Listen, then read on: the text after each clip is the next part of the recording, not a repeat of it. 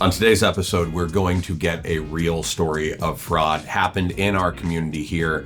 I dare you to listen to this and see where you would have found the red flags if you would have at all. Let's get into it.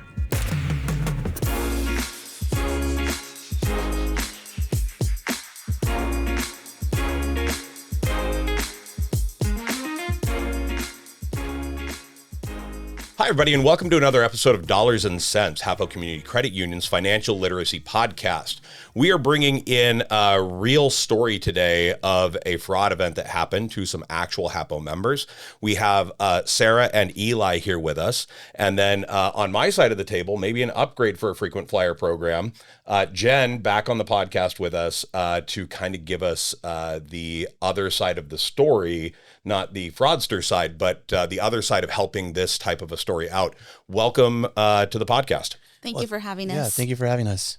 So let's start by get a quick description. Let us know who you guys are, what you do, and then we'll dive into this story that you've got. I know I've heard parts of it already, and it is frightening and fascinating all at the same time.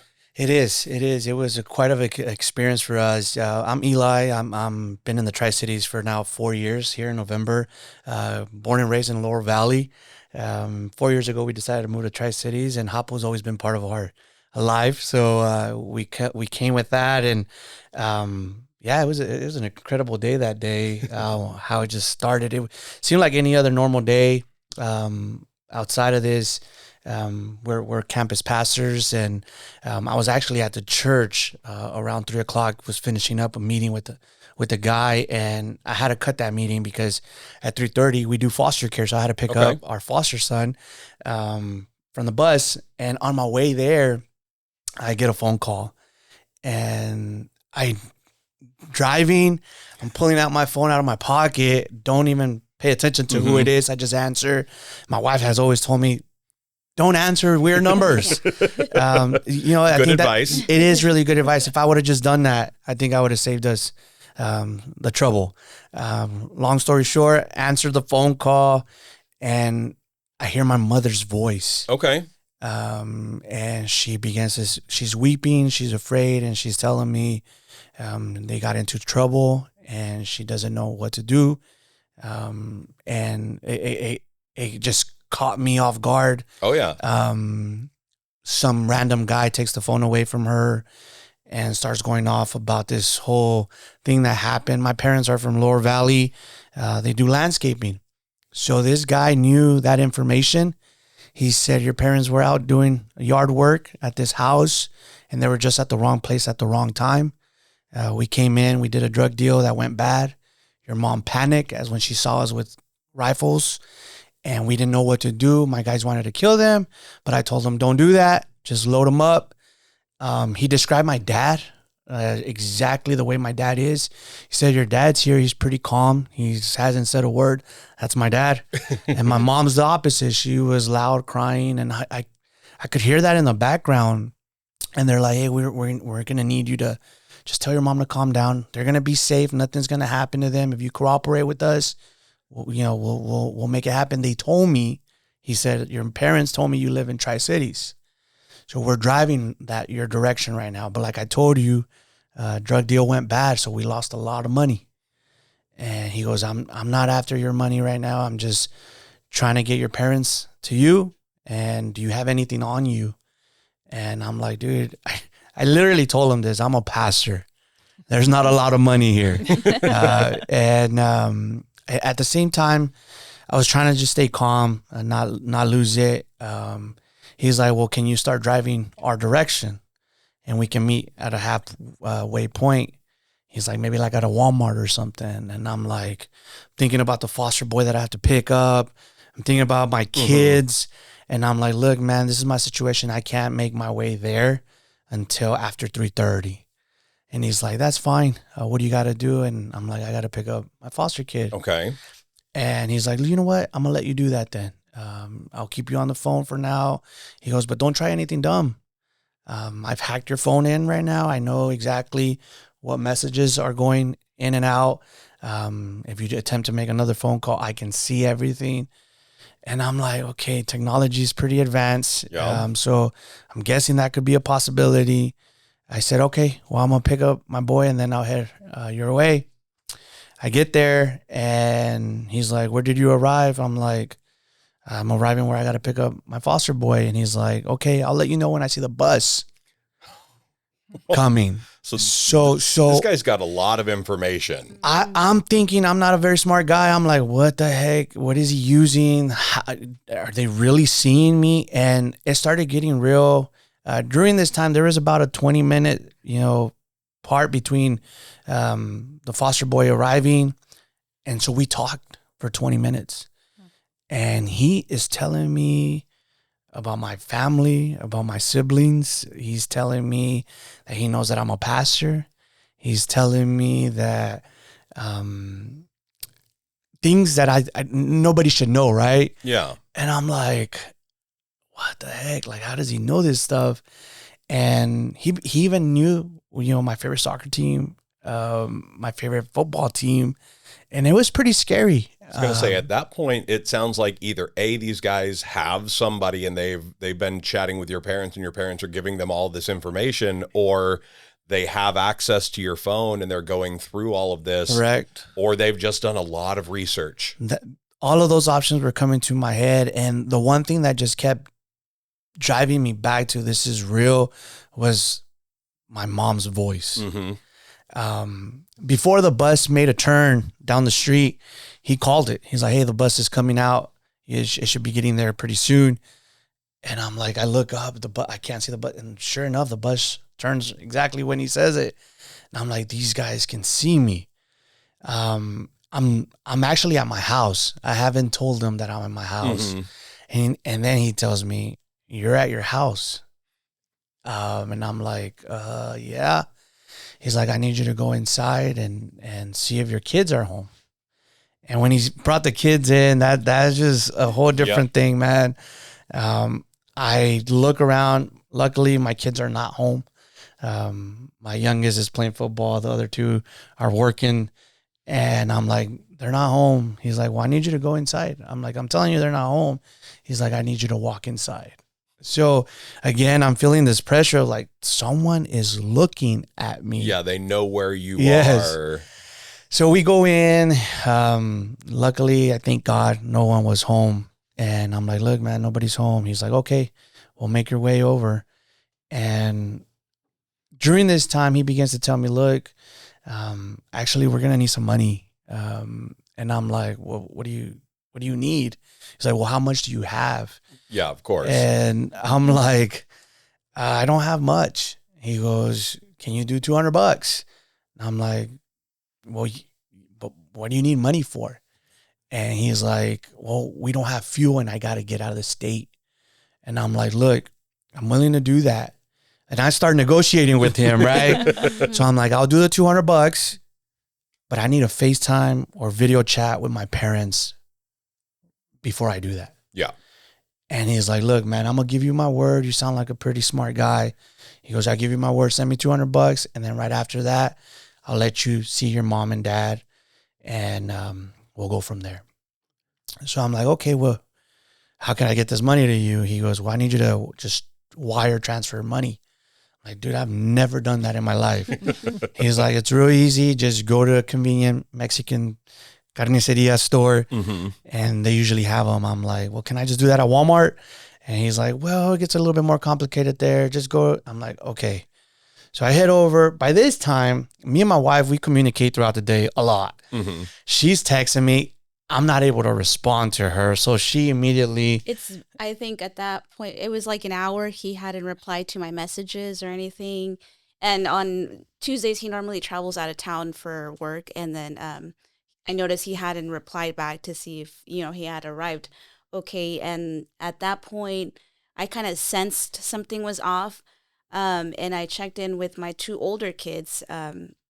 I have a 19 and a 17-year-old. I have three boys, and my two oldest ones, I told them, your dad's not replying, and it just kind of feels off. Something feels wrong. And there was just something in me that was telling me that something wasn't okay. And so I don't know where the boys were at, but I sent them the location, and I was like, you need to go see where your dad is. I normally keep track of my online banking. I always do because these things happen all the time. So I'm like, I always keep track, and I noticed that there was $200 withdrawn, and I'm like, okay, this is not normal. Like, he doesn't just take money out without talking to me about it. And so at that point, I'm like, something is definitely wrong. This is my shopping money. Like, I need to know what's happening here. And so, I sent my boys over to him. And so at this time, she did that. I had just gone into the convenience store and I had my foster kid with me. Okay. So I have the phone, I have my foster boy, and I'm trying to keep calm so he doesn't freak out. And I'm like, just trying to keep it cool. This guy's like, don't hang up on me. Keep me on speaker. Walk in, do your thing. I want to hear your conversations. So I go in, I transfer that money, which, by the way, when he gave me the information of where to transfer it, I noticed it was a bank out of the country. And this was kind of scary because he said, send it to this name. And he gave me a name, which off the top of my head, I can't remember, but I do remember the last name. And the last name, he said, I'm doing it this way so they think it's someone related to your mother. And I'm like, so they had information like that. I did the transfer, and on my way out of the store, I see my two boys driving into the parking lot, and I'm on the phone, have this little one with me, and I'm trying not to give any noise. So I look at my two sons and I'm like doing this, right? Like, go away. Obviously in that moment, they have no idea what I'm doing, right? They're looking at me like, what? Two words sounds like. Yeah, they had no idea. I get in the car or my truck, and that was the other thing. This guy described my truck to the detail. He's like, I can see you. I know what you're driving. So at that point, I was trying to get away from my kids. I get in the truck and I start driving away, and my kids begin to follow me. And as I'm just literally down the road, maybe a couple minutes, and the guy tells me over the phone, who's that black car following you, a couple cars behind? And I'm like, dude, there's all kinds of cars. I'm trying to play it off, right? Yeah. I don't know what you're talking about. And he's like, there's a Mazda 3 following you, just a few cars behind. So he makes me pull over to see if my kids were going to pull over. I pull over, my kids pass me, and then he goes, oh, I see. Those are your sons. He goes, I need you to drive forward, and there's a gas station. I can see that gas station there. Pull into there. I'm hoping they'll follow you in there, and I'm going to tell you what you need to do with them. And I'm like, okay. So I drive, get in the gas station. Sure enough, my kids, they finally did something smart. They parked kind of far away. Okay. And I'm like, okay. I'm like, I don't think they came in, man. I don't know what you're talking about. And he's like, quit playing dumb. He goes, they're over there. I can see them. I need you to get off your truck and walk over there. And I'm like, these guys can see me. Yeah. They can see, somehow they have some kind of view. At that point, I'm like, okay, I got to follow along. Part of it, the threats were like, if you don't listen, we're going to kill your mom, and that's how you're going to see her and your dad. So I walk over to my kids after the instructions were, tell your kids to go home, that everything's going to be fine, that you'll tell them what happened later. Just tell them to go home. So as I'm walking over to the vehicle, I have my phone on speaker. My kids roll down the window. I'm like, hey, boys, please go home. Everything's okay. I'll tell you guys everything about it later. And I can see my oldest son's like, what's going on? He's trying to like, what's going on? And in that moment, I had a thought. I said, I don't know if I'm going to see my family again today. Sorry. Yeah, that's a pretty big moment right there. So I remember telling them, boys, I love you guys, and take care of mom. So when I said that, my oldest son immediately gets on the phone, texts my wife, send help, we're in trouble. And the moment he does that, I'm walking away, and the guy on the phone says, you know what, change of plans. You guys need to all get together in the same vehicle now. And I'm like, okay. He's like, I'm like, can you just let my kids go? They have nothing to do with this. I'm doing everything you've asked. And then I start arguing with him. I began to tell him, look, you're telling me to change plans when you've already changed plans. I send you $200 and I still haven't seen my parents. So how about you put my parents on the video and we go from there? And he just goes off, starts yelling at me, cussing me out, and trying to bring fear. And sure enough, he's like, look, man, you lie to me. I have access to your bank account. I can see what you got, and you got a lot more than what you told me. And I said, look, man, I don't have much. By this time, my son had texted her. Yeah, both of my boys were texting me, Mom, like, we're in trouble, Mom, help. And I'm panicking. And then my oldest son is like, Mom, close the bank, close the bank. And so I immediately get on the phone with Apple and I'm like, I need you to cancel all of the accounts, like whatever there is there, just cancel it all. And the lady I was on hold for 6 minutes, and it seemed like, it was like 30 minutes on hold because I was just very nervous. And I told her, I just need you to close the accounts right now. Like something really bad is happening. And it took a minute. And in that minute, I transferred all the money that I had in the checkings into one of my kids' accounts. Cause I thought to myself, if this guy is making my husband take out money, at least my husband doesn't know how to access the kids' accounts, even though he has access, but he doesn't like know how to transfer that. So I'm like, he won't be able to see it. Like, so that, I don't know. I was just thinking like other different, all honestly, the options. That's a solid idea. Move it out of the place where they can see. Yeah. Cause I knew his debit card, it won't show like all the accounts. It'll just show whatever is on that account. For me, I didn't know this was happening. I'm on the phone with this guy. We're finally all in the car. We're driving towards now the bank. And my kids are whispering. This guy made me take their phones away. And when my oldest son didn't want to give it to me in that parking lot, that gas station, he said, tell your oldest son if he wants to see his grandma to give you his phone. So I don't know how I felt like they were watching. Yeah, that absolutely feels like somebody is this rings to me of like action spy movie type of stuff. Like somebody is watching you. They managed to get a satellite overhead. And they're zoomed in or something. And it most likely, if they're in your phone in some sort of a hack, that they're looking at GPS signals or something along those lines. But this absolutely rings of fear, of immediate panic type moments, especially with all of the information that they're bringing forward. Right. Yeah. So my middle son, it was his car, and the guy tells me, jump in the back with your foster boy. And I said, no, I'm going to drive. He's like, no, I need your son to drive. I want you in the backseat. I'm like, I'm sorry. I'm going to drive because if something goes down, I want to be on the driver's side. And he's like, okay, that's fine. I'll let you drive. So I get on the driver's side. At this point, my middle son's in the back, foster boy's in the back. My oldest son's on the passenger side. My middle son's like, Dad, they're playing you. It's a scam. He's telling me out loud. And I'm receiving what he's telling me, but I keep going back. I heard my mom's voice. Mm-hmm. My oldest son opens the glove compartment, pulls out some piece of paper and takes a pen out. He's like, Dad, I think it's a scam. And so we're not trying to conversate because I don't want these guys to hear. So I'm driving on the phone. And I said, they have grandma and grandpa. And I remember his facial expression when he reads that. He's like, oh, and it just, it became real in that moment. At that point, she was probably on that transferring money and closing, freezing the accounts or whatever.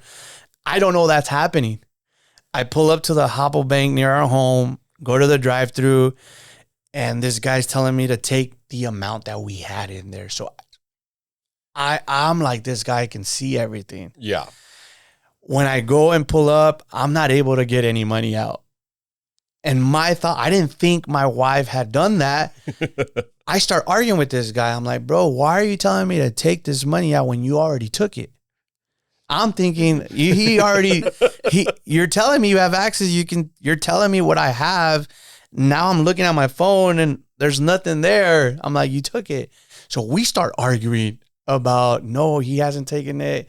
You still have it. I'm like, I don't have nothing. You took it. We're arguing over the phone.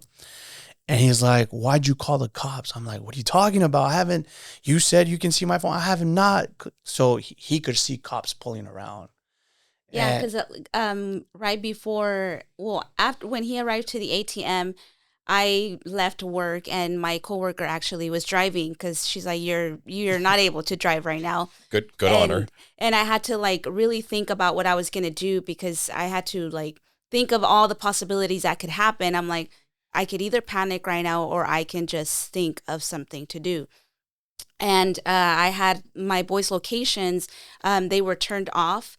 And at that point, I was like really, really concerned that they had taken them, kidnapped them, and then I'm like, okay, my boys are gone and my husband is, now heading to the bank because I could see where he was going.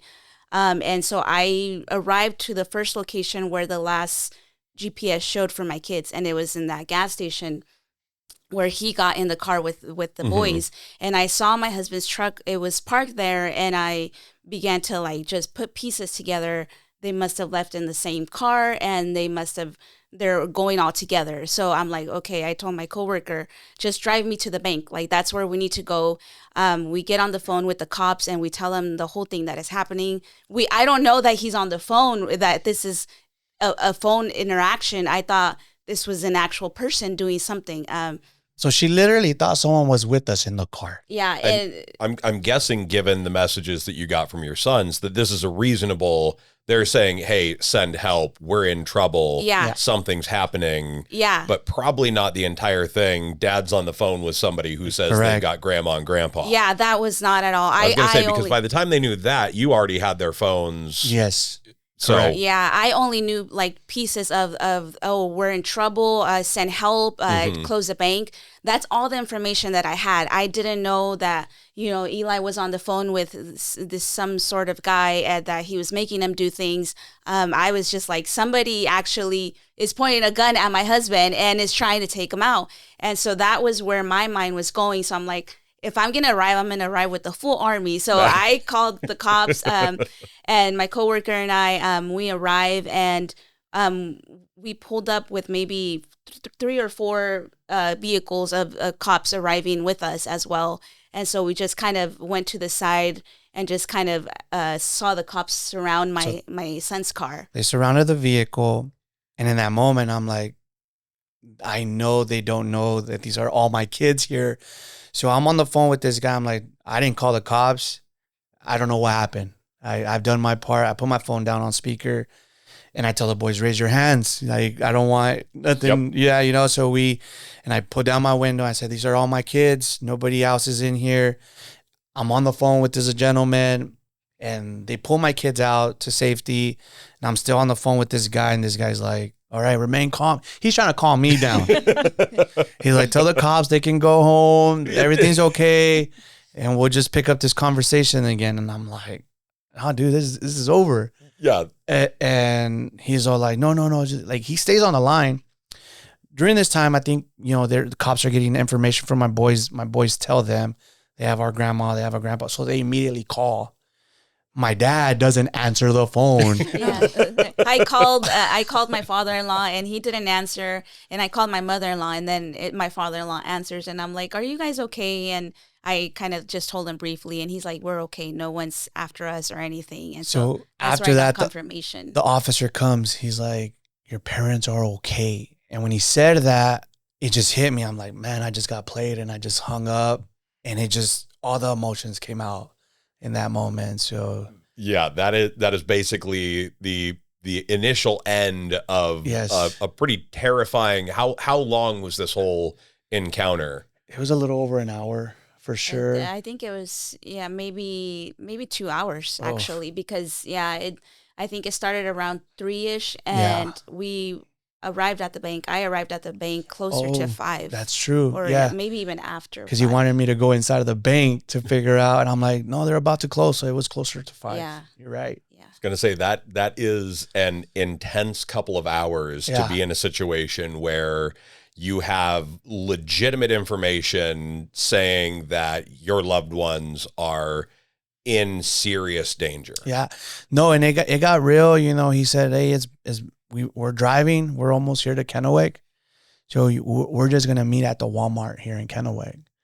And all that stuff was like, oh snap, like this is happening. And he was just like, your mom is really losing it, so we just need you to calm her down, or else it's gonna get ugly. So anyways, it ended, and we gave the report to the police officers. They took it down, and on my way back to get my other vehicle, I called my dad. And I'm like, Dad, are you guys okay? He's like, yeah, we spoke to your wife. We're okay. And he goes, we did receive a weird phone call this morning. We're in the middle of an insurance claim, and they asked us to explain the accident. And we believe that's where they got recorded, and that's where they use their voice. So at this point, we're pretty sure that this was an AI voice emulation Yes. of your mom that they Correct. got off of a call that they made to effectively to fish that information. That is correct. That's what I believe now. Yes. Ooh. All right, Jen, a having story. heard all of this, did they do all the right things in this scenario? Yes, I mean I don't know that there's a right thing to do when I your emotions I believe are you like probably that. kept yourself a lot more composed Yes. than a lot of people would have in that scenario. Yes, absolutely. And that's what that guy told me. He's like, you know what? You're pretty calm for what's going on right now. I'm like, wow. I've never been in this situation before. So, I might sound calm, but I am definitely not. you know, we had this very interesting moment where he's like, you know what? That's really good that you guys do foster care. And he started getting deep, you know, into this conversation. And he's all like, I have kids of my own too. And in that moment, he started asking, would you be willing to pray for me? And he wanted me to pray over the phone. And I'm like, you know what, man? When I see you right now face to face, I'll pray for you. I'll tell you guys this. My faith is a big part of my life. During those 2 hours, I don't know how many times I prayed. God, give me direction. God, give me guidance.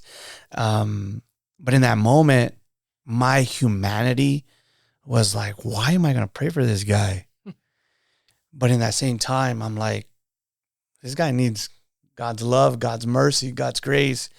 And I began to minister to him. I began to say, man, you know what you're doing, bro? Like, I know you have a heart. You shouldn't be doing this. He's like, you're right, man. I shouldn't. And I literally was battling within myself. Am I really going to pray for this guy when I see him right now? Never got to see that guy, but most likely I would have prayed for him. I think he wouldn't have prayed for him.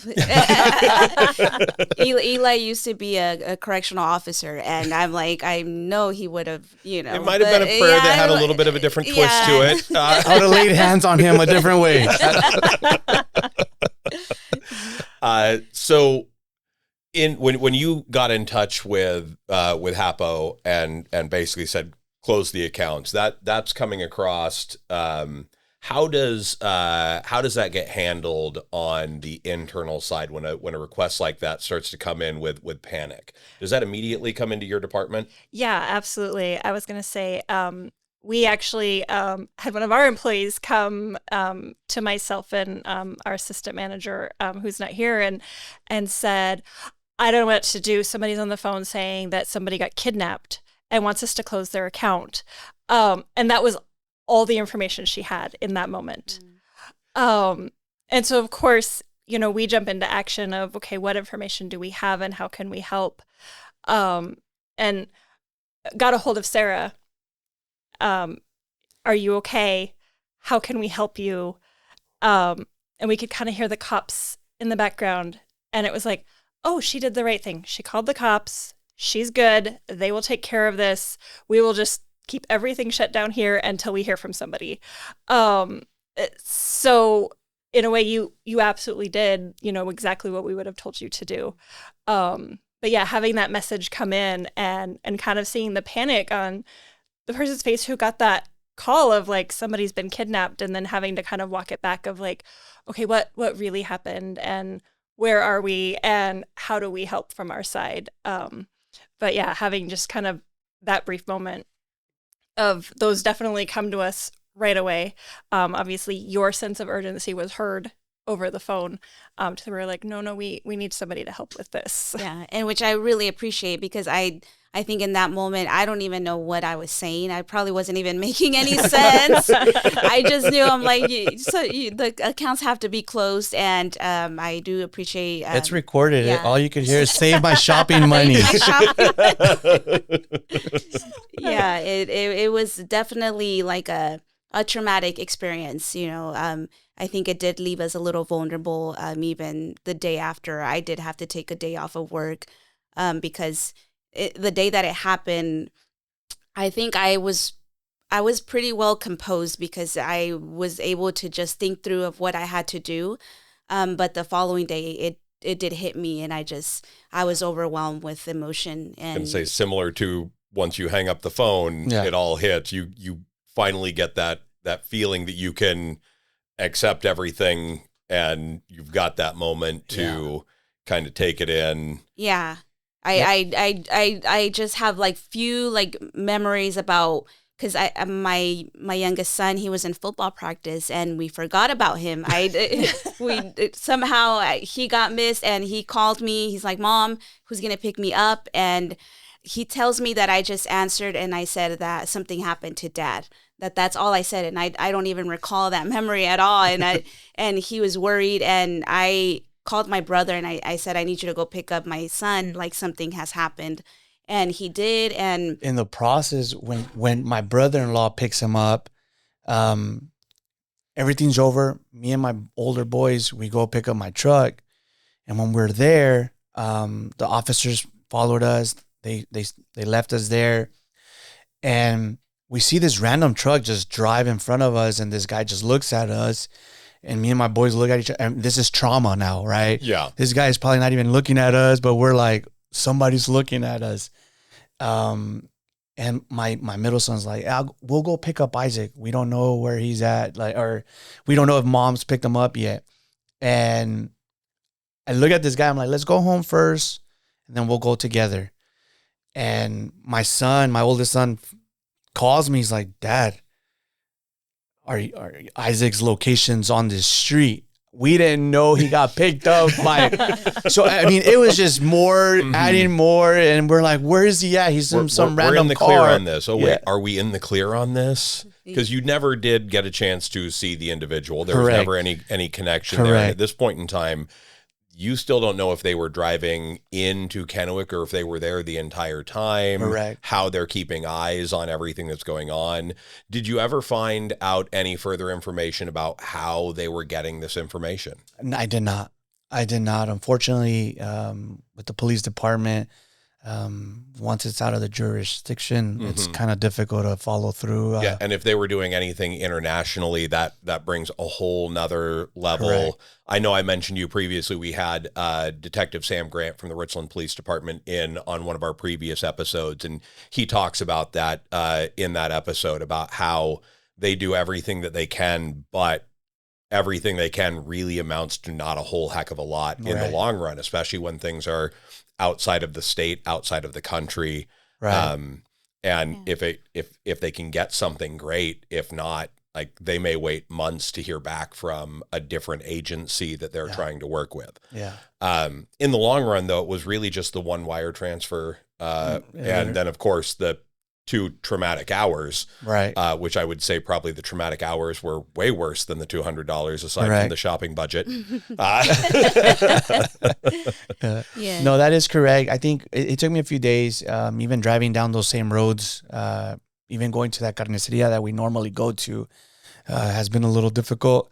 Because I'm reminded of that. Oh, yeah. And then my mom, for the next few days, she kept calling, "Hey, we're okay. And she began to tell me about her recording that happened that morning. She's like, "I never said anything." And she, for whatever reason, she decides to pretend to cry over the phone. And like, "I never did this out." And she does it. And I'm like, just freaking out right in that moment. But It took a few days for us, and I think we're a lot better now. But yeah, it was definitely a traumatic experience. It was from a blocked caller, so I'm not sure how they. But I told you, like, I've seen in TV shows where if you answer the phone, they can just trace where you're at, and I'm assuming that's something that happens, something similar. But yeah, we had to get new phones. We just got rid of our old phones, and yeah, honestly, I would probably be in the same state right there. I'd be like, nope, I just got this phone. That's fine. I can get a new one. Yeah. We get rid of this thing. Yeah. Was there any other stuff that you guys have done after this? Obviously, you got new phones. Did you do any other preventative type of measures to help guard identity or any of these things? For me, I try to protect my identity as much as I can, and I always double check when either a transaction is happening or something. I make sure that, okay, did I, purchase that, or did my husband purchase that? And for me, I'm super alert with that. But even with the phone calls, I'm like, if it's very important, they'll leave a voicemail, you know? And that's one of the things that I've told Eli, like, hey, moving forward, if a weird number calls, don't answer. I learned the hard way. They'll leave a voicemail. And I think as a pastor, as a foster dad, you get all these different calls from different agencies or people from church. And I just never was used to just looking to see. Now, I didn't even answer you when you called for this podcast, right? And you left a voicemail, and then I returned the call. So I'm like, exactly, I should just be doing that. I could have just saved us the trouble by doing what she had been telling me to do for years. Yeah, I was going to say, my wife regularly tells me that if it's important, they'll either A, leave a message, or B, call back immediately after. Yeah. So if I get a second call immediately from a number I don't recognize, I might answer it that time. But again, more often than not, voicemail is what I'm looking for. Yeah. And I think we talked about that one when you call back. I was like, yeah, I do the same thing. I listen to the voicemail and then I call back. Yeah. Yeah.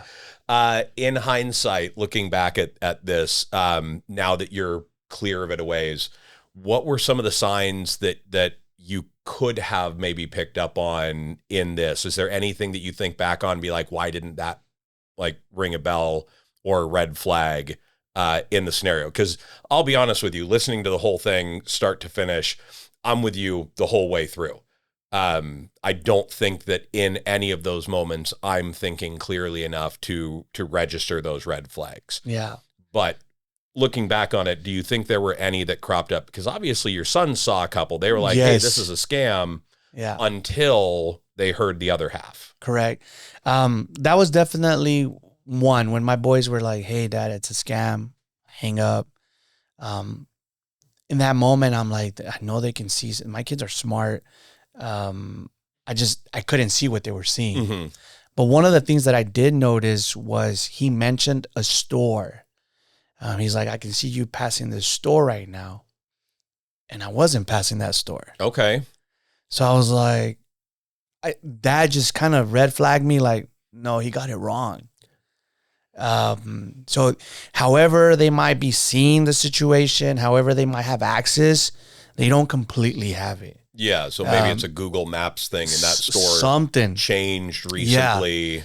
Yeah. So when he said the name of the store, he got it wrong, and I caught it. But for me, what I couldn't let go of was my mother's voice. Yeah, 100%. And I think like one of the things that I've also mentioned to Eli, I'm like, don't overshare information. Like whenever someone is calling on the phone, like just give them a brief, just whatever they're asking. If they're asking, hey, like even if it's like to make a payment, when they ask for Social Security, just give them the last four. Don't give them the whole Social Security. And so for me, I've always like lived by that. Like I'm not going to overshare. I'm just going to share just what they need to know to get whatever I am asking for or they're asking for. Legitimate advice. Yes. During this time, I know they told you, we can see what you're doing, don't make any calls. And obviously you received one or two text messages. Did you attempt to return any of them? No, I didn't. In the process, when I saw how many messages I had from my wife, there's a few calls that she had attempted. I said, look, man, I'm going to just be straight up with you. I'm going to respond to my wife. She's freaking out. I need to tell her everything's okay. And he's all like, well, I just need you not to tell her anything that's happening right now, because we don't want any cops to get involved. If you let her know, she's going to call the cops. So I said, okay, well, I'm just going to tell her I'm busy. I'll let you know everything later. So I texted her that, and he guessed it, or I don't know if they actually hacked my phone, but he's like, okay, that's good. You can send that. Okay. And legitimate, like I didn't tell her anything. I just said, hey, I'm busy. I was going to say, for me, that would have been one of those moments where I would have probably just sent a reply. And this is, of course, me not being in that situation. Right. But sent a reply, and it would have been a test to be like, did he know I sent anything? Dude, Were they looking? But on this side now, Yeah. I think about, dude, I should have told one of my kids, call grandma, call grandpa. Yeah, I was like, you should have muted your phone. There's a mute button, mute, and immediately, I gave him all these scenarios, but obviously in the heat of the moment, you sometimes, are not able to think how to do something right, and you just do whatever your instinct is telling you at that moment. And it was to protect me and protect the boys, and I know that that's what he was intending to do. as well as mom and dad. Yeah.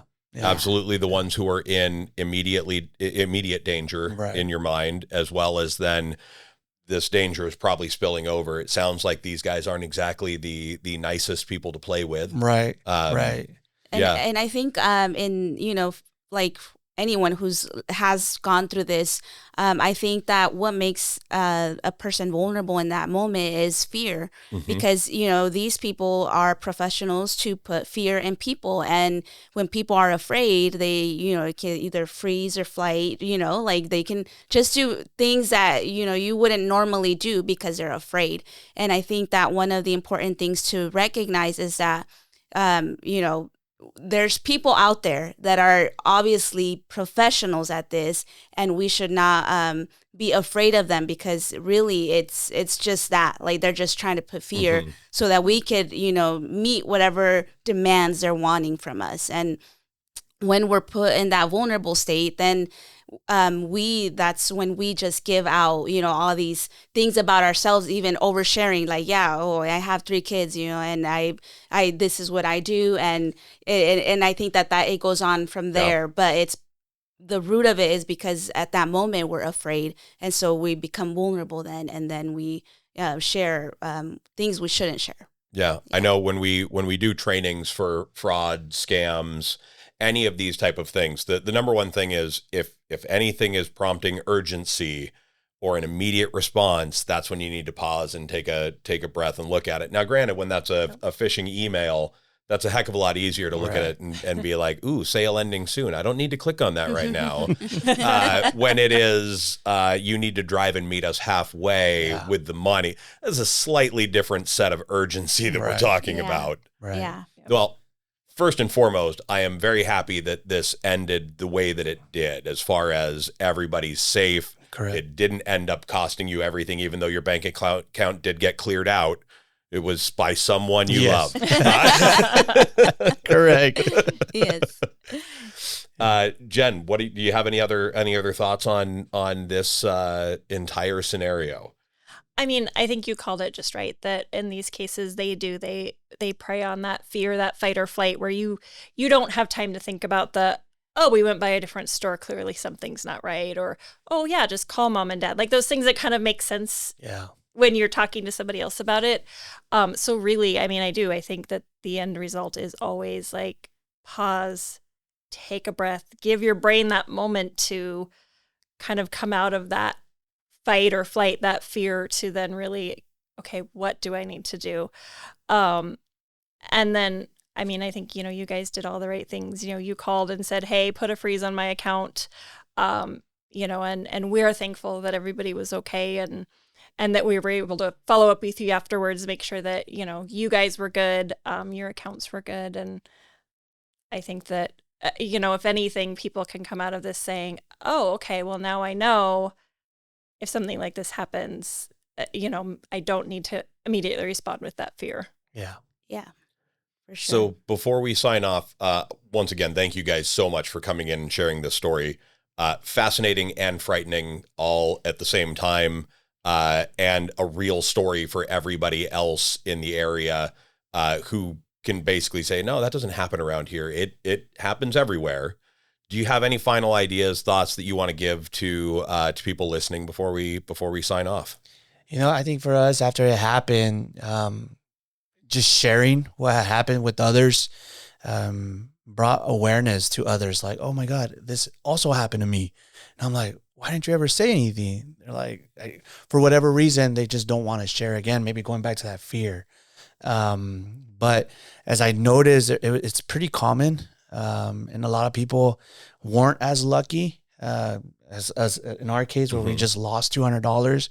I heard about situations where people lost $5,000, $10,000, and it's like, whoa. And really, when I look back at it now and I think about what I could have done different, a simple, hey, call grandma, grandpa, like regardless of if this is real or not, if that's how it's going to end, that God's in control, right? So if I would have made that call, I would have heard my mom's voice. Hey, man, you guys are messing with me.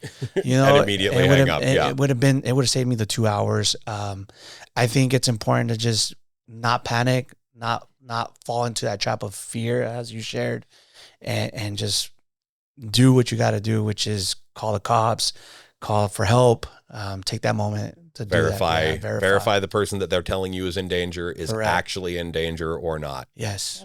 Yeah. And I think, adding to that, for me, I would say to regulate our emotions in that moment, because I really had to work through that in my mind to be able to know what to do. Otherwise, my mind would have just been like, I'm just going to, drive over there without having a plan. But I had to have a plan. I needed to know that if I arrived there and if there was a guy pointing a gun at my husband and my kids, that I wasn't going to arrive alone. And so just being able to regulate my emotions in that moment helped me to think clearly, and to, be brave also, because most of the time I have 3 boys, and my husband, they're very, they protect me all the time. And in this scenario, I felt like the hero. I was like, I took the cops. She came to our rescue. I went to their rescue.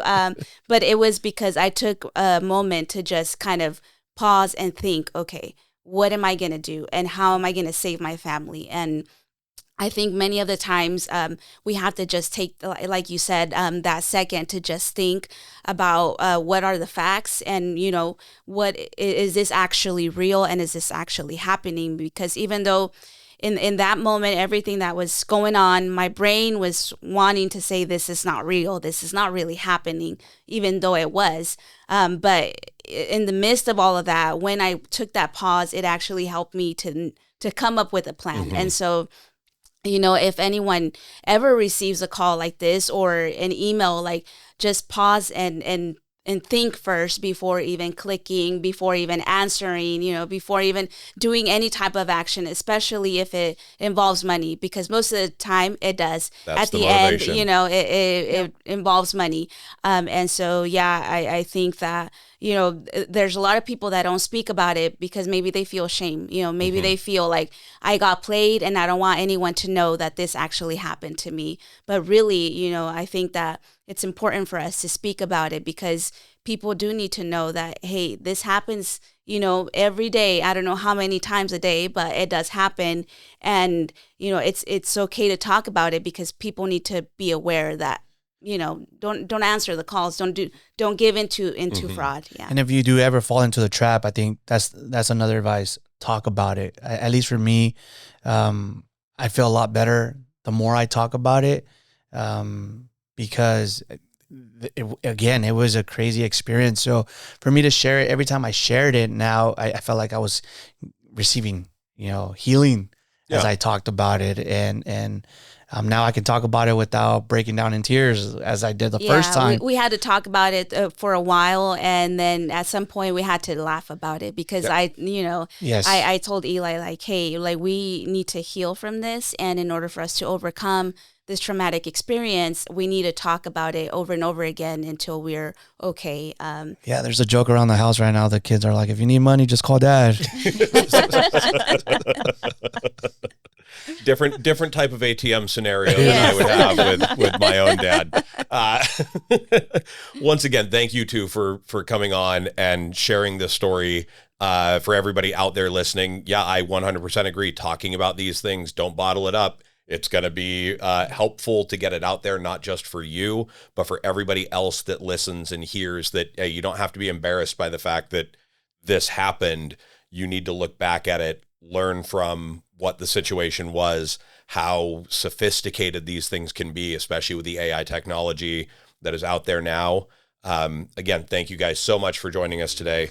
And for everybody else out there, this is Dollars and Cents, Hapo Community Credit Union's financial literacy podcast. Until next time.